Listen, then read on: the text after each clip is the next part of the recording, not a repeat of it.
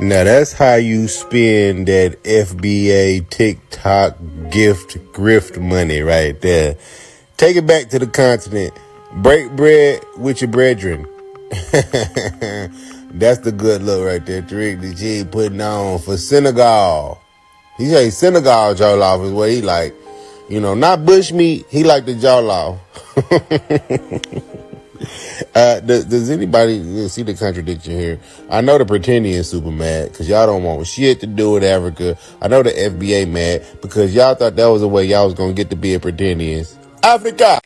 Hi lovelies, welcome back to my channel. If you're new here, my name is Belinda Burrs or Belly Dirt Stranad. Don't forget to please subscribe to this channel, turn on notifications so that anytime I upload videos, you will be the first person to be notified. To my returning subscribers, to those people that share my videos, leave commentaries, and educate each and every one of us, you guys are the real MVP. So lovelies, I'm gonna be your today's host, and I have so many stitches to put up here, and we're gonna come out to talk about it. Alright lovelies, let's dive into today's video. Tariq Nasheed is in Senegal, y'all. Now that's how you spend that FBA TikTok gift grift money right there. Take it back to the continent. Break bread with your brethren. That's the good look right there. So say it ain't so, man. Tariq Nasheed is in Senegal right now. And before y'all start lying in the comment section, y'all FBA's talking about, well, who said he can't go to Senegal, right? Everyone's free to travel. He can go to Africa if he wants to. That don't mean he gotta be African. I don't want to hear that shit. Y'all done spent a whole year talking about, oh, Africa's a wasteland. Why would anybody travel over there? Ain't nothing over there. We ain't got no business being over there. And now the leader of the FBA movement, or excuse me, the owner of the LLC FBA, is over in Senegal eating rice and hanging off the balcony living his best life. I don't know if this was a whole troll, right? If he's trying to troll the FBAs right now by being in Senegal eating that jollof, right? He doing what he got to do out there, man. But on some other news, though, it would be a good thing if Tariq Nasheed is trying to show pretty much that, okay, we can go to Africa. I told y'all I had African descent, right? But at the end of the day, we know that he's created kind of a monster when it's come to these American streets on these FBA trend. I haven't seen one FBA respond to this, though. That's the funny thing about it, right? It's that the FBA spent all this time talking about Tariq. Man, he don't respect Africa. We not Africans. Man, ain't nothing in Africa but some huts. And then we got the speed stream going on. Now we got Tariq Nasheed in Senegal, right? Hanging off the balcony, living his best life.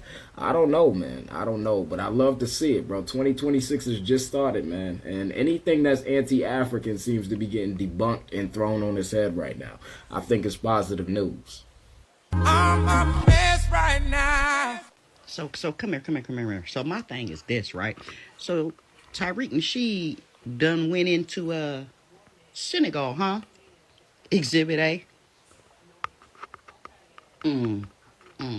So what do y'all have to say about y'all's FBA leader going over to Africa and doing this?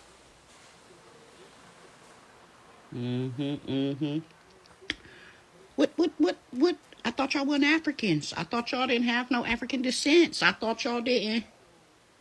What's up? Beep, beep. Tariq Nasheed, the grifter, used FBA to fund his trip to Africa.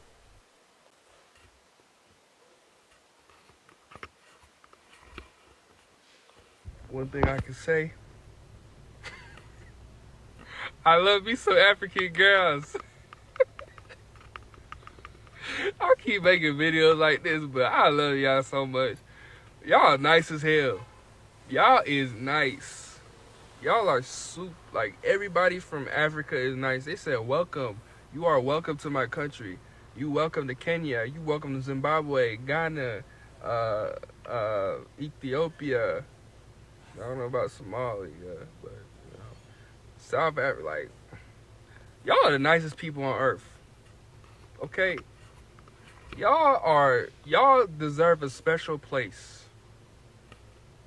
Y'all deserve a special place in life. You are never gonna hear people from the United States say, you are welcome to California. You are are welcome to Washington, D.C. You are welcome to Texas. We'll take you home. Y'all don't see that here. So all the comments I'm seeing is you are welcome to this country, Kenya. You are welcome to this country. It means something to me. It does. And the FBAs are so delusional that as soon as you don't agree with them and you're dark skinned as an African American, you're a tether. Now I'm cosplaying. Now I'm forcing my Chicago accent. Can you tell that to my ancestors that was enslaved in Mississippi? Or can you tell that to my great granddaddy who fled Tennessee with all of his siblings to Chicago because he unalived the white G-man that was trying to dangle them from trees? Or what about my grandparents that were Black Panthers? I'm not a tether, and I wasn't born on the continent of Africa. I just don't agree with your xenophobic bullshit. Because the same people calling African people tethers and calling them African booty scratchers called me the same shit in 3rd grade because of my skin tone and my facial features.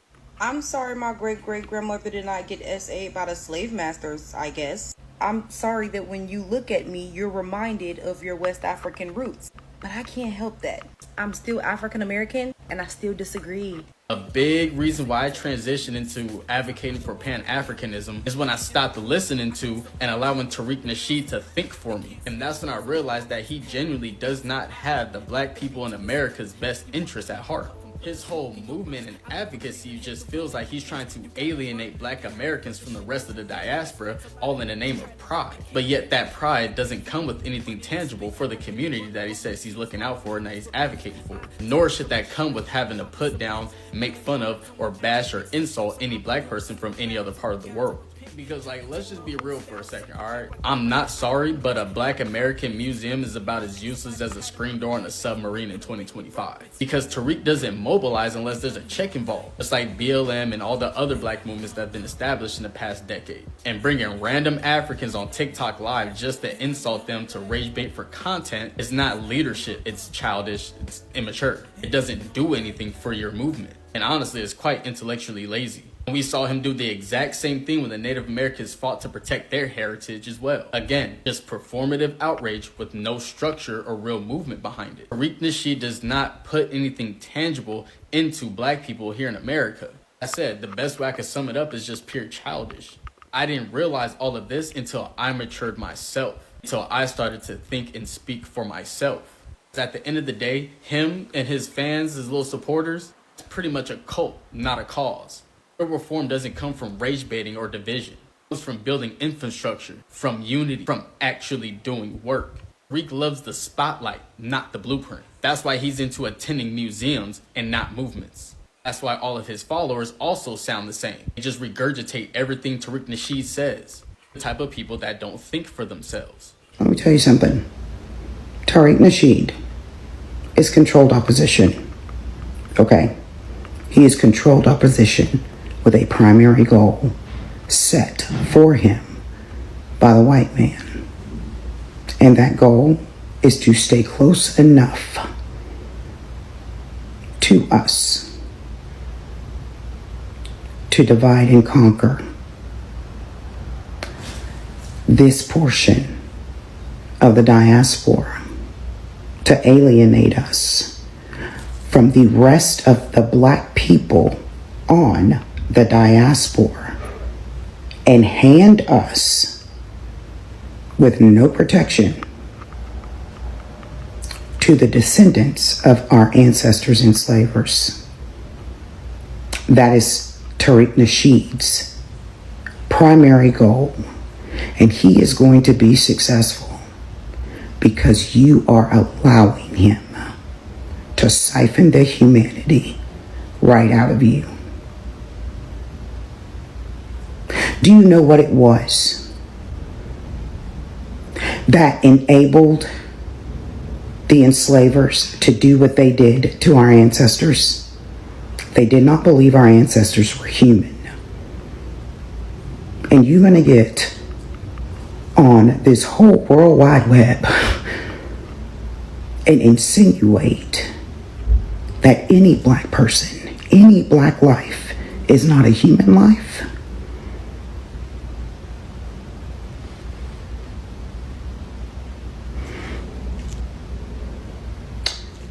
I don't want to be any part of that type of black. Ever. Do you understand? For you to be so willfully ignorant, so cruelly unjust. There is nothing about you that's familiar to me. Nothing. And I don't want any parts to do with you or anybody that thinks like you. Every black life is valuable. And I see me on this diaspora. I see me showing up. Take a look.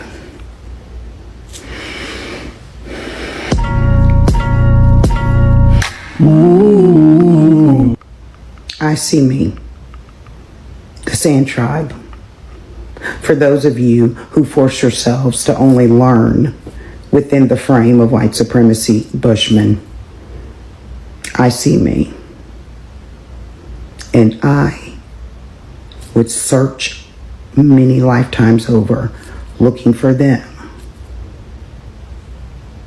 than to just accept that you and I might be some kin.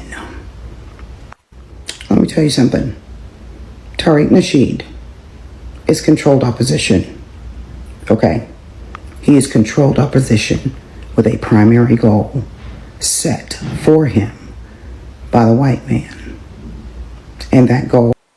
So apparently there is a conversation going on about Tucker Carlson's interview pertaining to Tariq Nasheed and FBA. So this is my issue with the whole situation.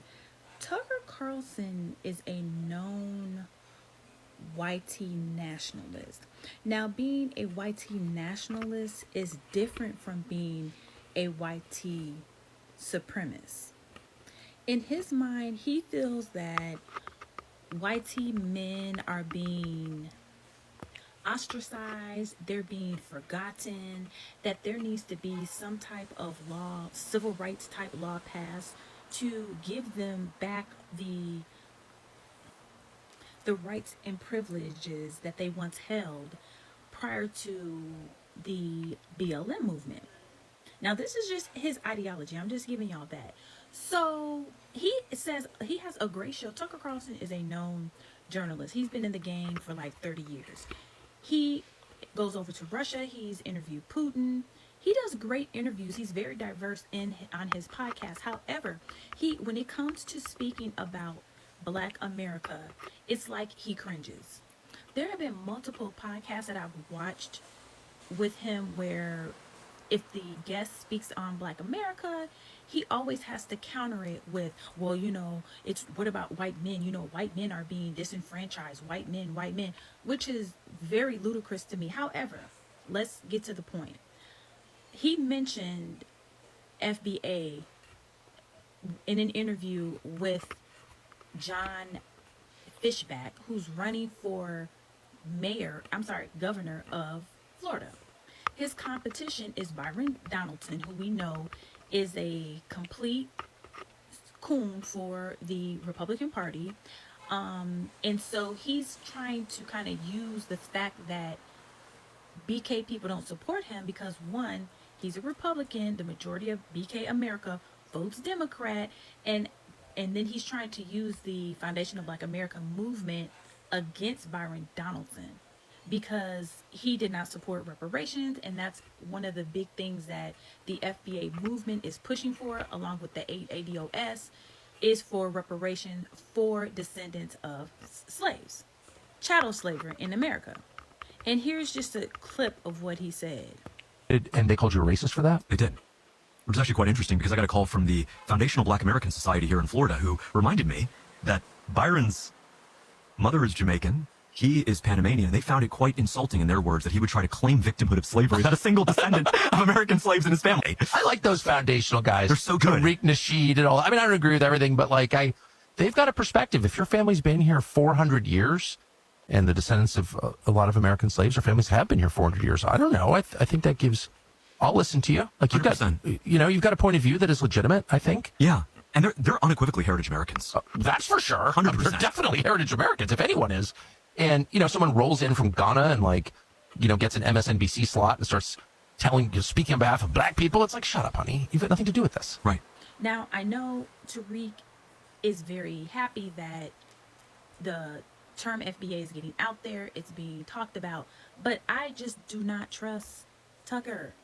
I will never trust him. Again, two things can be true at once. He's a great journalist.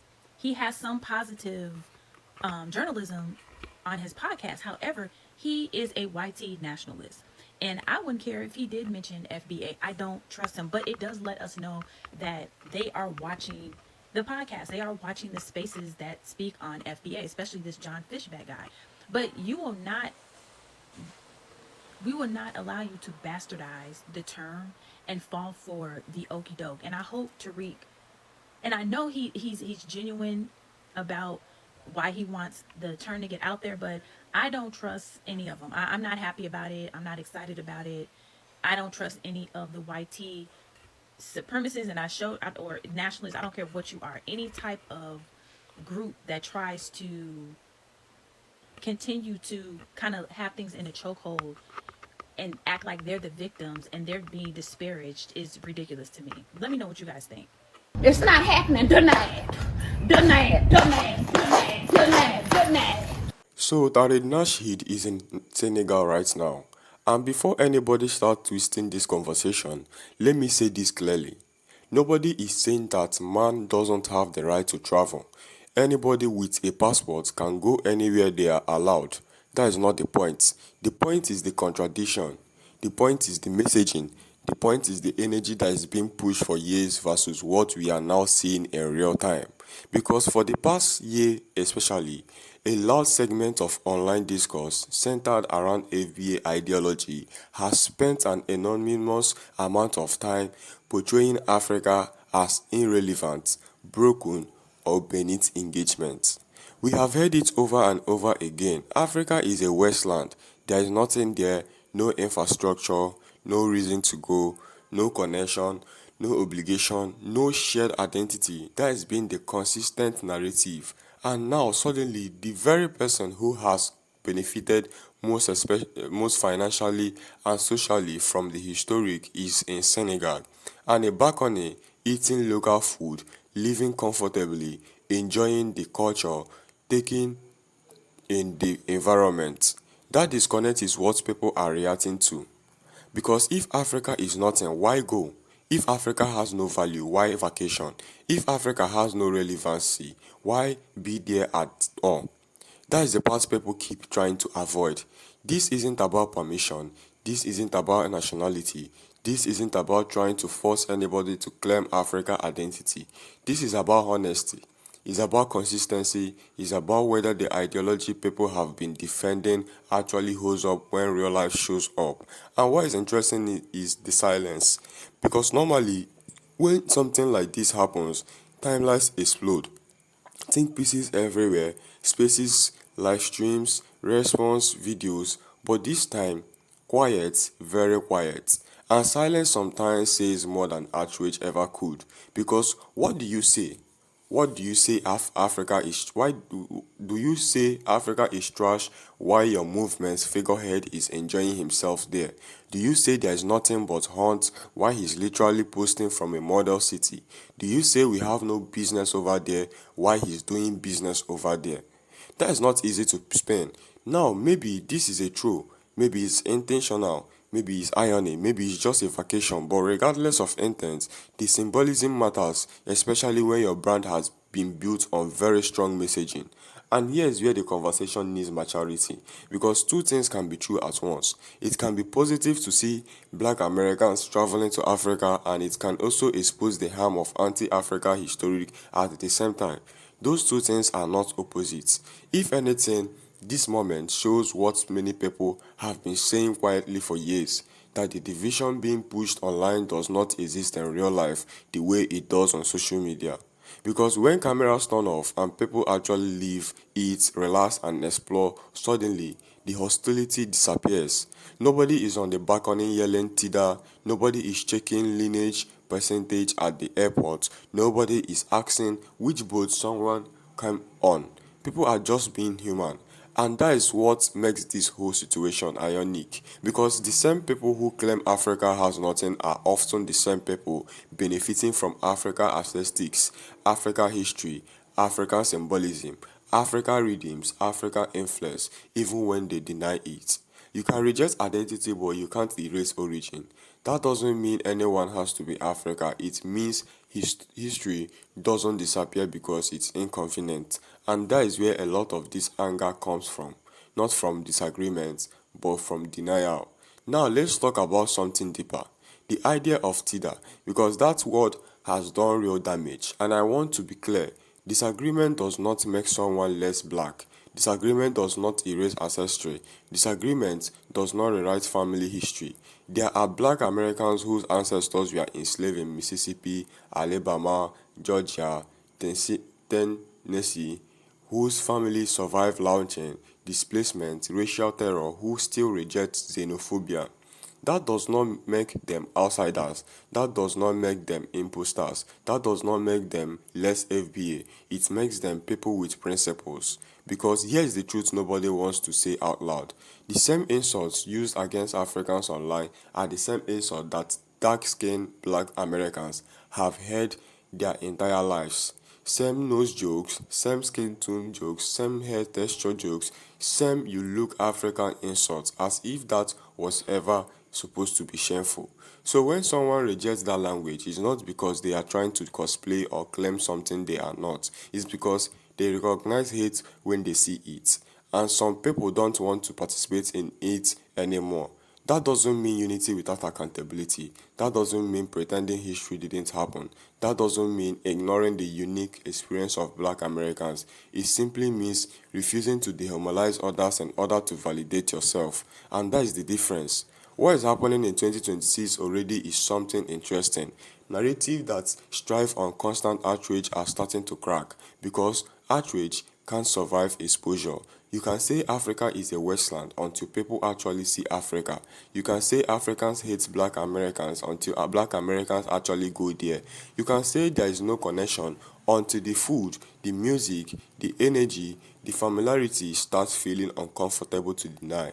That doesn't mean sameness, it means proximity, and proximity breaks silence. That is why travel changes people. That is why seeing things with your own eyes is dangerous to ideology, because ideology survives best in isolation. And maybe that is why this moment feels important, not because of who went, but because of what is unintentionally disapproved. Because the image of someone relaxing in Senegal does more damage to anti-African narrative than 1,000 debates if ever could. You can't argue with reality. I don't think this moment means anybody suddenly agrees. I don't think it means division disappear. I don't think it means conversation are over, but I do think it means one thing. The extreme version of this discourse is losing credibility. When your words don't align with your actions, people notice, and when people notice, belief fails. That is not hate, that is accountability. And if anything, this should be a reminder that the diaspora conversation doesn't need yelling. It needs honesty, it needs nuisance, it needs people mature enough to say, I don't agree, but I don't hate you either. Because once hatred becomes your identity, you stop growing. And 2026 is already showing us that growth is unavoidable, whether people like it or not. And if you watched up to this extent, don't forget to please leave me your own thought in the comment section of what you think of this video. And please do not forget that we do not support any form of bullying and harassment. We are just here for educational and informative purposes. So lovelies, why not just share your thought? Subscribe to this channel if you're yet to do that, and I will see you lovelies when I upload the next one.